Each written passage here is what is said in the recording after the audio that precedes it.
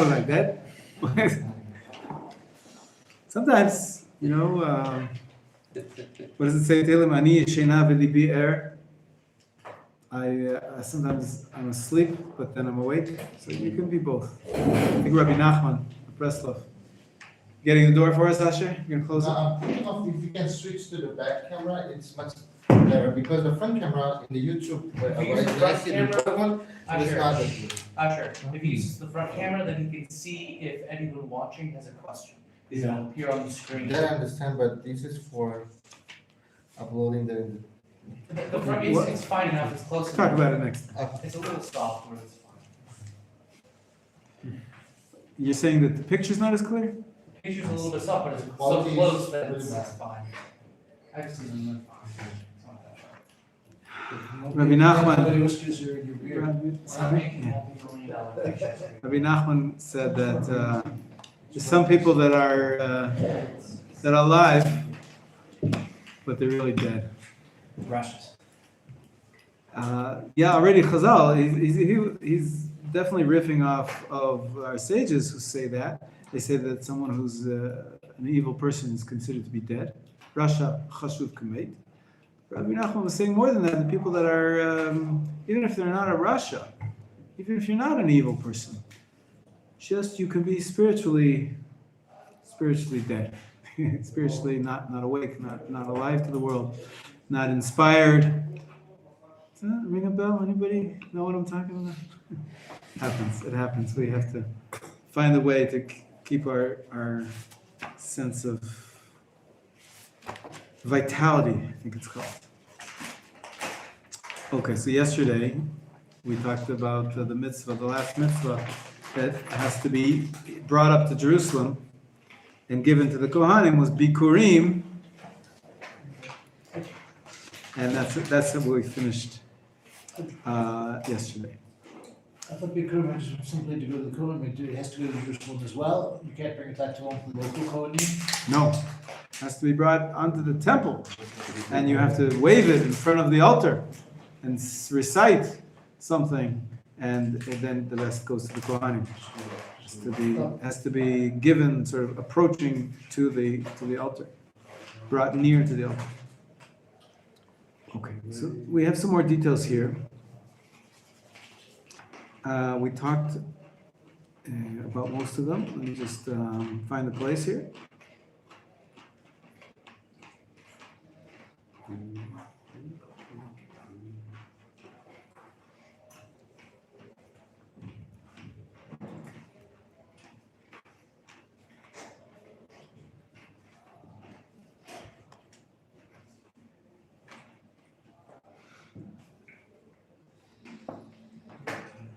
I want to teach you one more concept.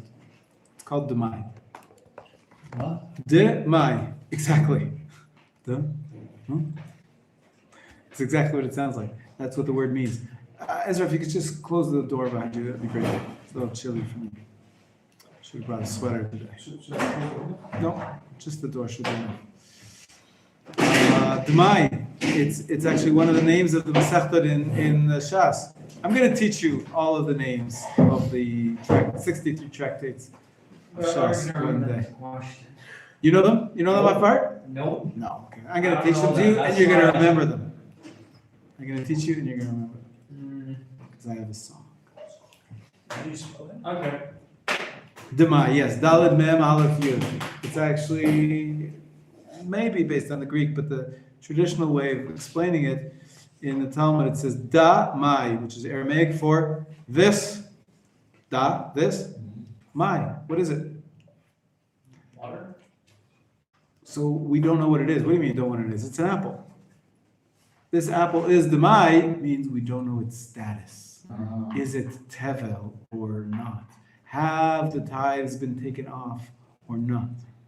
So the word "demai" literally or practically refers to us not knowing whether or not. Doubtful produce. Doubt produce which is doubtfully tithed. Is it only produce or Only could it be- produce. Only produce. Only produce. Produce, and so what do you do with it? So there's an entire Masechet in the Talmud about how to deal with this, because in the day this was quite common. what was common? It's very interesting. It's really a fascinating social commentary. Jewish people, I always like to say that they were always religious till 150 years ago, Enlightenment, 200 years ago, Enlightenment became the standard that most Jews are estranged from their religion. But in the day, to be Jewish meant you kept the mitzvot, right? Of course, they didn't keep all the mitzvot, but there was no such thing as a Jew who identified as a Jew and didn't keep it. Because to be Jewish meant you lived in a Jewish community and everybody was keeping Shabbat. You just did whatever you did, and fine, maybe you didn't daven 3 times a day. But there are, and then there were exceptions. If you were a heretic, if you actually rejected everything, but you would leave the community. You would cease being Jewish, essentially. So there was no such thing as a Jew who proudly identifies as a Jew and doesn't keep the mitzvot. Like today we have, of course, the concept of secular Jews. This is a relatively new phenomenon. What we did have, though, unfortunately, is that there were always Jews who had some mitzvot which they didn't keep so well. And that we know already from biblical times, of course. What mitzvot did many Jews have trouble with from the book of the Tanakh? Shemitah. They say about the Shemitah. Avodah Zarah. Avodah Zarah is the big one, of course. The prophets never stop talking about how, you Jews got to stop worshiping those idols. Idols, it's hard for us to relate to nowadays. Most people don't worship idols, but in the day, everybody had their idol for, fertility and their idol for the crops to grow well. And, they had a local idol of, the hilly region, and then there was a local idol of the seafarers, and so this was a big part of the culture. And so there were Jews who were good Jews. They identified as part of the Jewish people. They went to war for the Jews, and they probably kept Shabbat too. But getting rid of the idols was a big one during the first temple time. So that's what the prophets. Other mitzvot which you can recall from the biblical times. Celebrityism. I know that celebrityism. What does that mean? So like obsessing over celebrities is interpreted as idol worship in the modern day. Today we have a problem with that too, you say. Okay. So I know. It hasn't ended, it's just I have to changed its stop form. people from asking my autograph for my autograph all the time. It's tough. Well, no, I'm getting you to sign the book that we're giving to you here, or that you're bought, but. Rabbi, good on sign. You want to, you know. I'm happy to. Adultery? Adultery. The prophets speak about a number of, that's just part of human society, I think, being faithful or not. And Nehemiah, what mitzvah does he rebuke them for? And Ezra? To be harsh. It's very. Not so much. Yes, they had foreign wives that they brought up with them from Babylon, and that's one. And the other one he speaks about is Shabbat. They said they were doing business on Shabbat.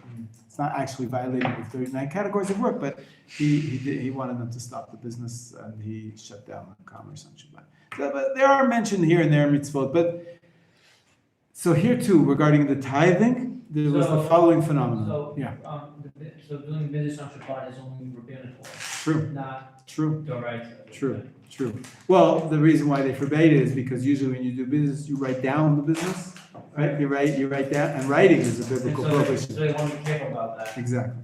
That's why rabbinical laws and gate, not, Yeah, they're important, those rabbinical laws. They knew what they were doing. Those rabbis were pretty smart, yeah. until like the rabbinical laws like a gate around the Doraita and around the. Yeah, fence, like a fence around is what you mean to say. Yeah, exactly.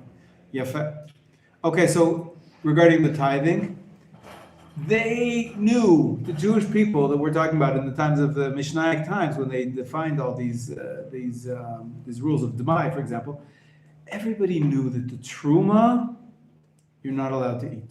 Truma, we said it's tevel. If you eat it, you probably, you're guilty, I believe, of, it's punishable by death. Not death by the courts, but by death in the hands of heavens. So it's a very strict rule not to eat the truma. And so everybody was giving their truma. But how much is it? 2%, a little more, 1%. And then the Kohen would get another percent from the Levi. But everybody was giving truma. Truma, they know that you cannot eat the truma. It has to be given. It's your live stream. Yes, YouTube Live. Who's calling you? I already. Tell them it's on YouTube. Meir TV. I just texted. So truma, everybody was giving. So what's the problem? The problem was Meiser, they weren't necessarily giving. The Meiser to the Levi, they said, why should I give to the Levi? He's not doing a good job anyways.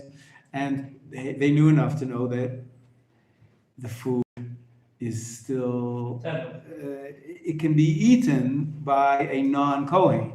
It doesn't have the rules of holiness. You don't have to be ritually pure.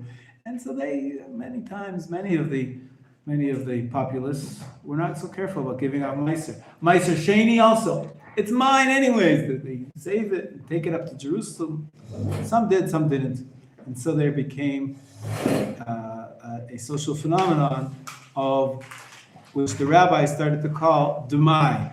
They said this produce, which we're not sure if it was tithed or not, it has a special status. What do you do? What do you do? So again, I stress that they weren't worried about the truma. The truma they assumed everybody did. It was just the ma'aser.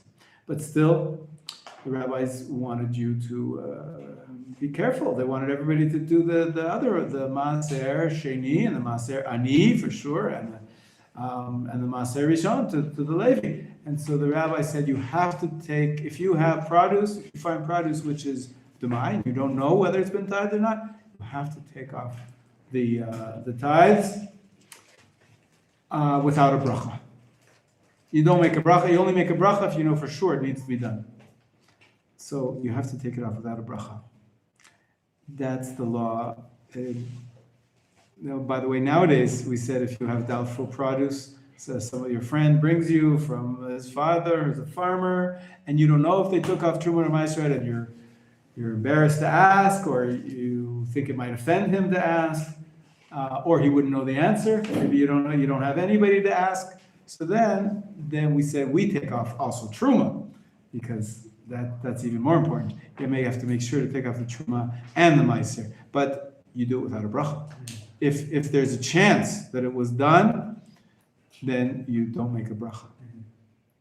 Okay, usually that's the case in supermarkets and stuff like that, or in Israel, most of the produce goes through wholesalers, and the wholesalers, depends which part of the country you're in, but the wholesalers usually do a good job of getting everything that comes in. It's really only in, like, if you're buying from an Arab or some stand on the side and he can't tell you where the product comes from, so then you do take off the ma'aser, and probably, or if you're taking from your own field, then for sure you're going to make a bracha. You know that nobody took off the tithes other than you, and so you make a bracha. But otherwise, if you have produce which you're not sure about, you take off the truma and ma'aser, as we're going to practice very soon. It's Wednesday. Yeah, I was gonna. Now you tell me. Yeah. Wednesday you're supposed to be having a class on tefillah. Yeah. This is really interesting. This is better than so wrap this up nicely. Okay. We're summing up. We're continuing. We'll do a class on tefillah next week. Sorry, there's no class with me tomorrow. Remind me. This is really interesting. I'm glad it's Well, interesting. I'm glad it is interesting. There's no But or anything tomorrow afternoon, so if you Yeah. can do a small. I'm not here in the afternoons. I'm only here in the mornings. And, We can come to you where you. there's other rabbis It's just a teaching. co-op. But we want to arrange something like that, so we'll let you know if there. But we'll make it up to you. We'll make it up to you. We'll have a class on tefillah another time. Now we're in the middle, so we will continue the topic of Demai. And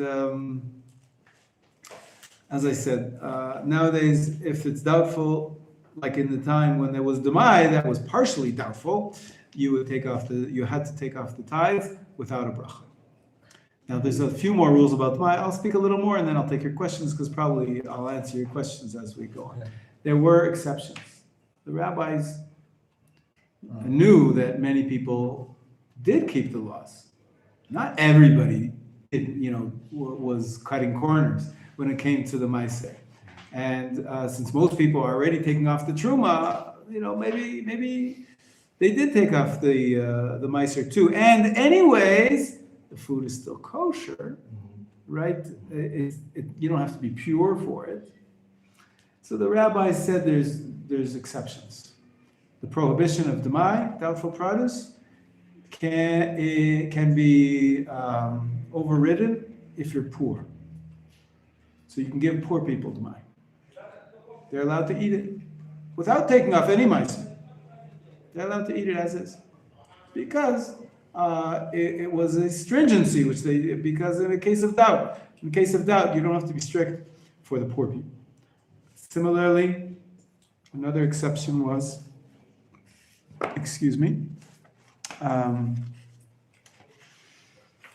another exception was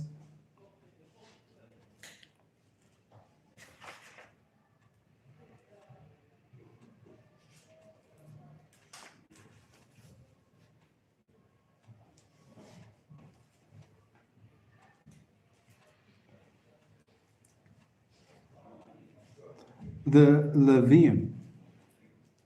Sorry, one second. I know there's another exception here, I just can't see it right here.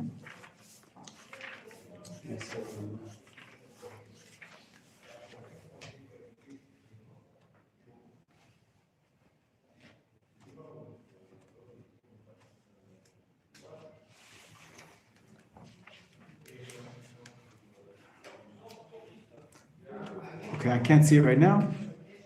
I'll get back to you on that. But in any case, this is really ancient history, the Demai. Because we don't have Demai nowadays. Do we have a situation of somebody knows enough to take off Truma, he knows enough to take off Meiser too. We'll do it all at the same time. It's really, we do it together in one package deal. And so really, we have something like Demai, like I was describing before. If you have produce which you're not sure it's been tithed at all, so then we take off the tithes without a bracha, but we do take off the tithes. And so really, nothing's really called Demai nowadays. It's called doubtful produce, but it doesn't fit the categories which was discussed in Masechet Demai, in the Talmud, okay? Okay, so Demai would not apply to a case where we don't know if something was taken today at all. Correct. You would not call it Demai. What would we call that? What would that category be? If we You didn't know if would tithes be- had been taken? You'd be called not kosher. If it's No, if it's doubtfully so not we kosher. buy- we buy- Call it doubtful not kosher. Huh? Doubtfully It's not It's kosher. not a halachic term. No, halachic term. Oh, because it's a table. No, because that's only for you can have tevel vadai and tevel safek. Safek tevel is what you would call it. Safek tevel. It's a doubt whether or not it's not kosher. Tevel being the non-kosher product. We spoke about this a number of times. Okay, yeah.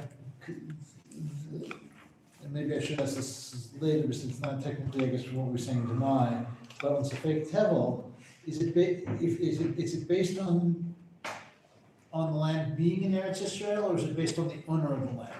And then my second question is, can you take tithes after the fact, like with Kala, or is that an issue? So in other words, if somebody, practical mice I'm thinking of, somebody in the Armenian quarter gives somebody some plums from there, some peaches from a tree there, that person bakes a pie. First of all, is it obligated in the first place because it's in Eretz Yisrael, or is it not obligated because it's in their quarter? It's not specifically owned by Jews. And then the second part of the question is, can you then take a slice of the pie and say, okay, I'm taking Truma Meiser that way, or is it too late? Good question. This first question, we talked about it before, and this, again, there's a number of opinions, but the standard approach is that if it's owned by a non-Jew, it's not chayav in Truma and Meiser.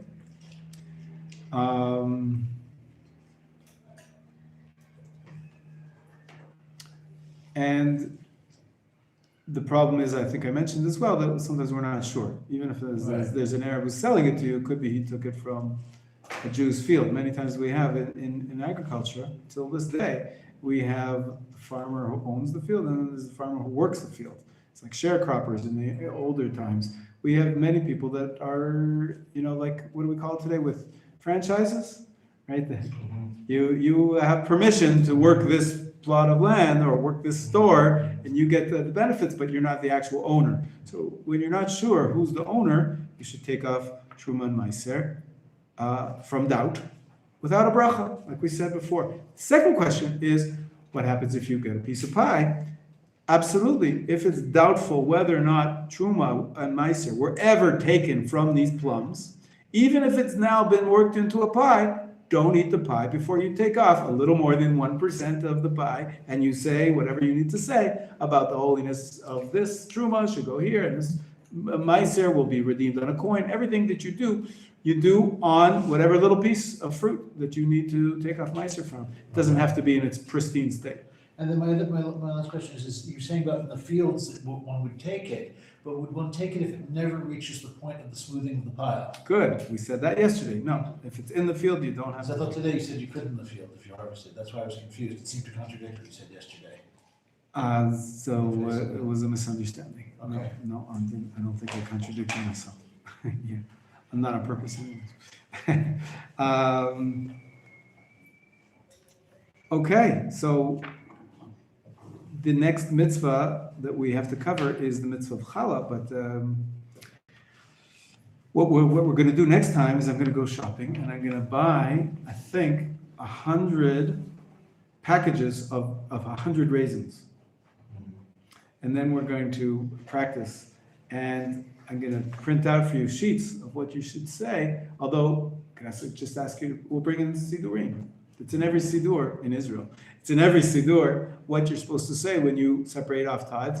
Again, you don't always have to do it yourself. Usually the store does it, or the rabbi comes to the store, or even before it gets to the store, the produce at the wholesaler's market, and if you go to the shuk, you can see behind every stall, there's going to be a rabbi's supervision. And if you go early enough, if you go to the shuk very early, Shuk Machane Yehuda, you've been there, you know what I'm talking about? Okay. It's an experience. If you go there, any farmer's market, if you go really early in the morning, like 6 a.m., you can actually see rabbis with black hats, or not, whatever, walking around and making sure. Usually all they need to do is look at the Tudat Mishloach, it's called the delivery, distributor's authorization that this fruit came from this wholesaler and over there it was already taken out. But if not, sometimes you'll be machmir, because over there that was Rabbi X and they want to put up a sign which says Rabbi Y is giving me the supervision, because more people rely on Rabbi Y than Rabbi X. So many times you'll have the same store that has not one supervision but two supervisions, and not two but three, and not three but four. Each rabbi that comes and gives his supervision is going to not rely on the previous rabbi that he did the tithing, and so you'll have each one of them taking off 1%, a little more than 1%, and reciting this text and taking off just to be safe. So usually, if you have one kosher sign, you have probably the Truma and Meiser were done once for sure, and probably twice, or 3 times, or 4 times. And some people, when they get home, they go to the supermarket, they go to Shufasal, or one of the other big chains, and there's a nice big certificate which says it's all kosher, rabbi's name is there, and it has the right date. You have to check that it's not an old. Right? Every day they put up a new sign in the shuk. What's it called? The Tudat Kashrut. Tudat Kashrut. And some people, they have a standard. They get home, they take off without a bracha. They take off again. That 1%, a little more than 1%, and they say whatever text I'm going to teach you, and just to be safe, because who knows, maybe that rabbi is not reliable. So people can be very, very worried about this. And what is done with it? It's thrown away? Or? It's thrown away. It's wrapped up and thrown away, and we'll see. And then there's the coins that you have to deal with. But I'll tell you how it's done practically. Bezrat Hashem. Next week, okay? Next week will be, I'll bring in the actual fruit. If I brought in 100 oranges for each of us, it could get a little onerous. So I think I'll go with grapes, with raisins, I think. And we have a better idea. The rest of the yeshiva would appreciate. M&Ms is not produce that grows from the ground. Sunflower seeds. Sunflower seeds, yeah, we could do that. It's probably cheaper than raisins. Good idea. I mean, you can get like the giant bags. Yeah, it's a good idea. I'll do that. I hope it has a hechron. Or no, we don't need it because we're going to take it off ourselves. I had a question actually from yesterday regarding the 100. Somebody asked you a question about weight or volume. I think you said it's usually by volume. Can you simply do it by count? If it's oranges? Yeah, of course. You can simply count every 100th one. Yes. Okay. There's some more details on that, but We'll cover that soon. Now, there is a trick. I don't want to teach it to you because, I'm already sinning. The guys who are in my morning class they're learning the Siddur through a cheat sheet. I'm teaching you how to skip. It's not a good idea. What kind of teacher am I? Right? I should be teaching you, learn the whole Siddur from A to Z. You should be practicing every day, especially now in your yeshiva. And I think that's true. But practical realities, we all know that sooner or later will come a time when you come late for shul one day. Has it ever happened to you? Did you come late for services? Yeah. It's happened to me. Smart. Yeah. Oh my gosh. Right? But it does happen, and so I'm teaching you about the Siddur through which are the primary prayers, which are the ones that can be skipped and all that. Same thing here. There is a shortcut to taking off Trumot and Masrot. And that is that you don't have to, Chazon Ish said it, you can rely on that, and it's very common that people do that the Mashkiach doesn't recite the entire text.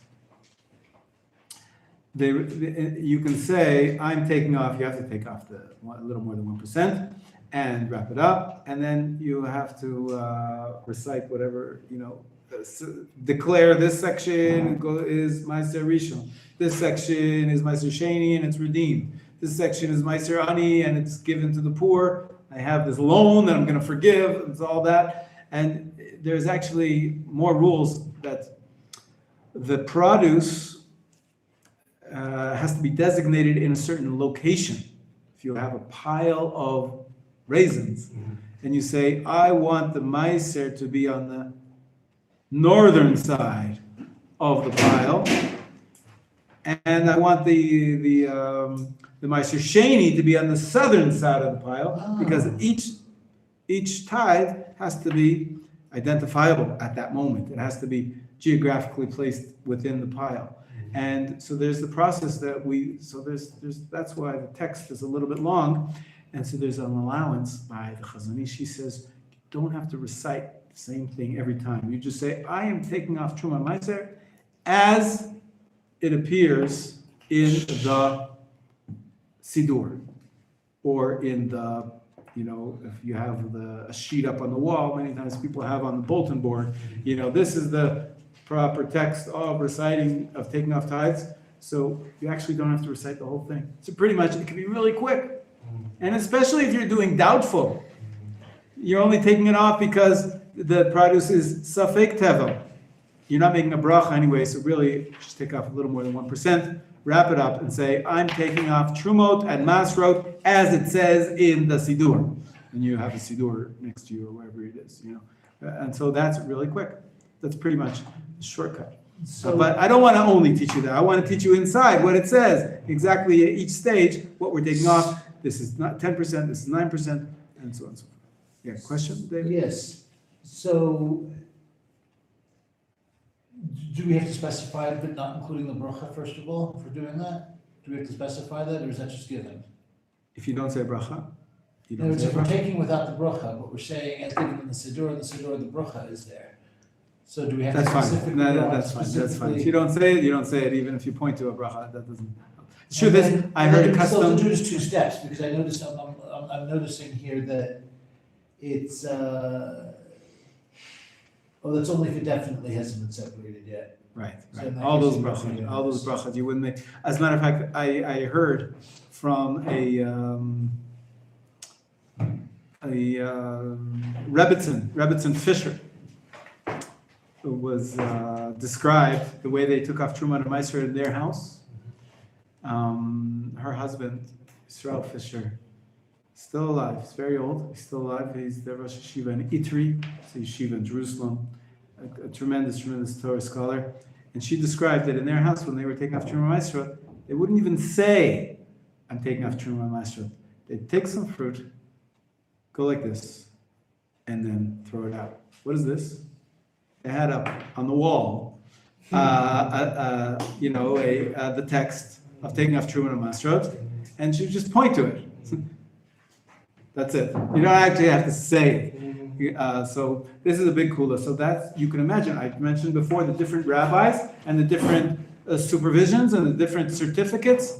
Some rabbis say that's not good enough. Some rabbis say, what do you mean? You have to say the full text. They don't rely on this leniency of the Chazon Ish. The Briskers, the Soloveitchik family, they don't rely on it. And that's why they have their own rabbis that come, or they'll do it themselves when they get home, because maybe the rabbi and the wholesaler, when he took off the 1%, he didn't recite the text properly. He didn't recite it at all. And I don't rely that. I think you have to be reciting the full text. The Meister Rishon is in the north, and the Meister Sheni is in the south, etc., etc. And so that's where you get into the different opinions amongst the rabbis. It's based on learning in halacha. And again, once it's only doubtful, so then you could be more lenient. And nowadays, Truman Meister is rabbinic, so there's another reason you could be lenient about it. And especially since it's somewhere down the chain, it was tithed 2 or 3 times. Another reason you can be lenient when you're doing it yourself. But it's good to know what the actual text says and to understand what you're doing. But there is room to be lenient. Yes, Asher. You answered what I have doubt, but at the same time, I have more questions on that. Well, when it goes to Sederot and Ashkelon, I'm talking about reality life. I be there almost all the time. So I go to the shul, but not as early as 6 o'clock, but it's always after Shachrit. So in Tel Aviv, I'm based on what I experienced. Tel Aviv shul, Ashkelon shul, and Sderot shul. And most of the time they don't have the kashrut. Even if I said, they don't have that. They don't want to waste time asking this. They say, you want to take it, don't take it. Sometimes they answer to you that, right? Because it's relevant, it's a fact of life.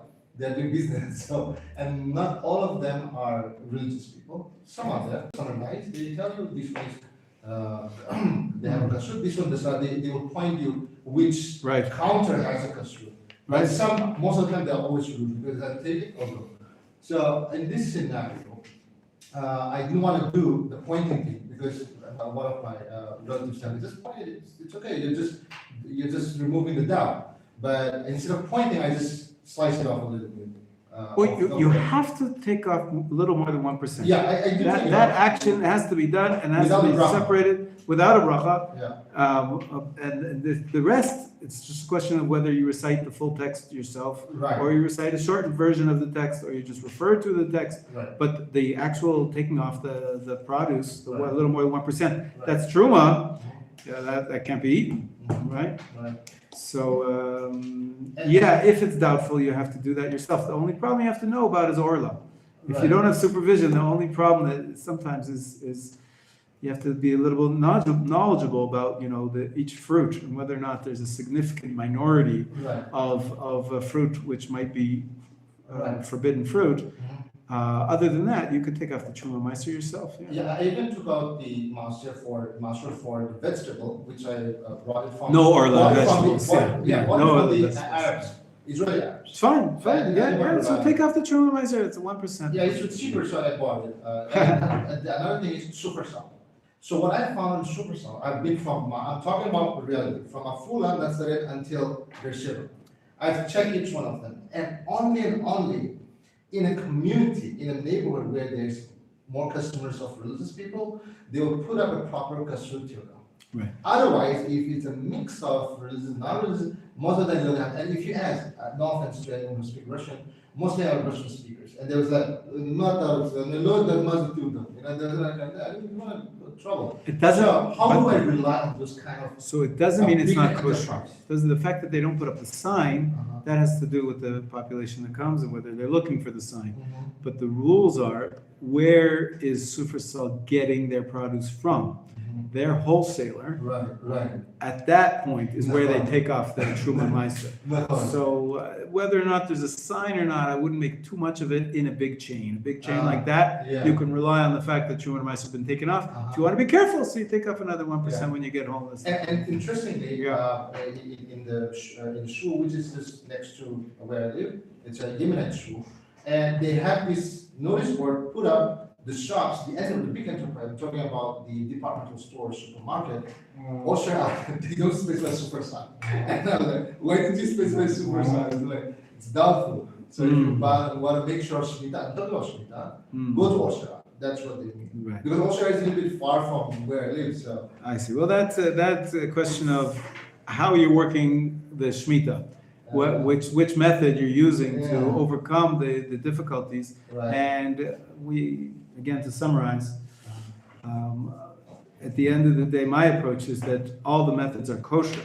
It's just a question of which one is relatively better than, or worse than the other. But they're all kosher. So, but some people really think that only this system is kosher. For example, many Haredim will not rely on the Heter Mechira. I believe it's a mistake, but so that's probably they're saying Osher. They're only getting vegetables from Chutz La'aretz or something like that. So they think that's better. So, but that's why people say we don't rely on this for that for Shemitah and that yes for Shemitah, but that's its own little question about Shemitah. So for the big enterprise superstars, just rely on the main warehouse where they're going to do all the kashrut. Not That's the right. store. That's right. Three-part question. The first part is, in the case of a chain, like you were saying, can we rely on the chain if we know that it's kosher, or is it like McDonald's that one might be kosher, one might not be kosher? No, the chain, if the entire chain gets the kashrut, Okay. and Is it acceptable to us to walk into a place and say, where's your Judah, can I see your 100%, not only acceptable midas, it's encouraged. Okay, More people ask, whether it's a restaurant or a supermarket, the more Yeah. people that ask for to that kashrut, the more the owners will have motivation to not to pay cut corners and to make sure that they have a kashrut. and then the last one is, this is a huge, as you put, this is a big kula. And you started off talking about davening. Are there other places that we have similar kulas, or is this novel to this situation? Similar in what way?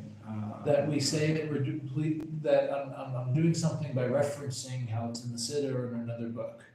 Are there any other circumstances with the davening?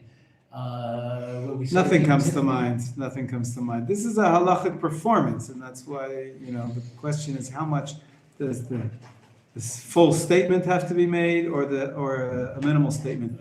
Last thing I will talk about So is this is unique to this. in other words. I think so. Okay. Yeah, I can't recall. I can't think of So anything we else. should learn a little from it. There is also the idea of the shaliach who's taking off the Truma Master on your behalf, right? All these owners, they're relying on the rabbi who's coming in to do that for them, and that's allowed, clearly. And then, this is where it gets more complicated, is what happens when you want to do it. I think David sort of referenced this idea. Can you take off Truma Master ahead of time? For example, when it's still on the tree. When we said, you're not really obligated yet. It's I don't not so think simple. because you could have another fruit You can, come in, and it turns out each term you gave in less the amount you needed to give in. So, Right, it's I think complicated. you should- And then the same type of question comes up on Shabbat.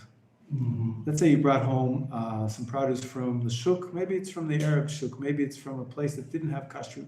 You say, okay, I'm gonna serve this fruit on Shabbat, but before that I have to take off Truma Masrat. And then, one thing leads to the next. It's Erev Shabbat, you're busy showering, you're busy cleaning the house, and I forgot to take off the Truma and Meiser from these plums. What do? Now it's Shabbat. You're not allowed to take off the Truma and Meiser because essentially you're fixing the fruit. They were unedible, and now you're going to make them edible. And so you can't eat those fruits. You got to make sure to do them before Shabbat. But there is a trick, because sometimes it happens that you really need to take off the Truma and Meiser on Shabbat. And this, I think I mentioned to you.